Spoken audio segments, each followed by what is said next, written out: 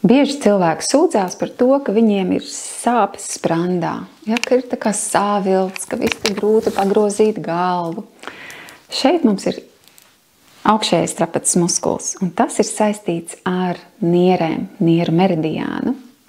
Mani sauc Ināra Lisecka, es esmu enerģija kinezioloģe, praktizēju enerģiju medicīnu un dalos zināšanās, kādā veidā mēs paši ļoti daudz ko varam palīdzēt savā ķermenī balansēt. Sataustam atslēgas kaulus, vienu bedrīti uz leju, tur ir nieru meridiāna gala punkts, 27. punkts, un vēl vienu ribu loku uz leju, un izmasējam šeit. Šie punkti ir neirolimfātiskie punkti saistībā ar nieru meridiānu, un dažkārt tieši šo punktu masāža var palīdzēt šeit atbrīvot spriedzi sprandā, un arī labvēlīgi iedarboties gan uz nieru meridiānu, gan uz nieru orgānu. Tas nav vienīgais veids, varbūt arī citi iemesli, bet bieži vien šis ir. Un ja jums šeit sāp šīs vietas masējot, tas nozīmē, ka jums tieši to vajag. Dziļi elpojat un turpinat masēt.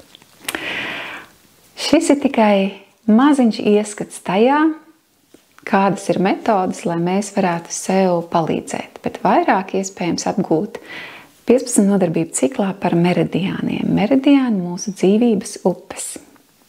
Kāpēc upes? Tāpēc, ka meridiāni līdzīgi kā asinsrites sistēma, ķermenī tā meridiāni uztur dzīvības enerģiju, lai tā brīvi plūst un apgādā orgānus, lai viņi var labi strādāt. Jūs apgūsiet nodarbībās, kā tad mēs varam palīdzēt gan orgānam, gan meridiānam, gan muskuļiem harmonizēties, lai ķermenis pats sevi spēj dziedināt.